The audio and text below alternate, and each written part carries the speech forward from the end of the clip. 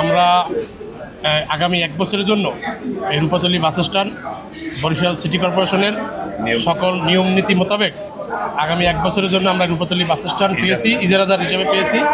আজকে সিটি কর্পোরেশনের কর্তৃপক্ষ আনুষ্ঠানিকভাবে আমাদের এটি বুঝিয়ে দিয়েছেন। আমরা গতকালকে থেকেই এটা আমাদের বুঝিয়ে দেওয়ার কথা ছিল, বাট তাদের ব্যস্ততার কারণে এবং আমরা যেহেতু নতুন বছর উপলক্ষে আমরা গতকালকের ইজারা ফ্রি উন্মুক্ত করে দিয়েছি।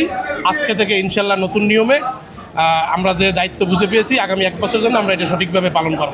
কোনো প্রতিবন্ধকতা কিছু আসে নাই। আমরা এখানে অত্যন্ত উৎসব মুখর পরিবেশেই সব কিছু পেয়েছি এবং সব কিছু ভালো না। কারো প্রতি কোনো অভিযোগ এখন পর্যন্ত নাই। রহমান রাহিম উপস্থিত রূপাতলী বাস টার্মিনালের সম্মানিত ইজারাদার এবং পূর্বের ইজারাদারের কিছু প্রতিনিধিগণ, আসসালামু আলাইকুম। উপস্থিত মিডিয়া ভাইয়েরা, আপনাদের জ্ঞাতার্থে জানাইতেছি যে আমি বাজার শাখার রূপাতলী বাস টার্মিনালের দায়িত্বরত অফিসার বরিশাল সিটি কর্পোরেশনের। আপনাদের কাছে জানাইতেছি যে পুরানো 1432 সালের ইজারাদারের পহেলা বৈশাখ মেয়াদ শেষ হয়ে গিয়েছে। আমাদের ব্যস্ততার কারণে আমরা গতকালকে আসতে পারি নাই। অন্যান্য বাজার বুঝাই দেওয়ার কারণে আমরা দুঃখিত যে একদিন লেট হয়েছে।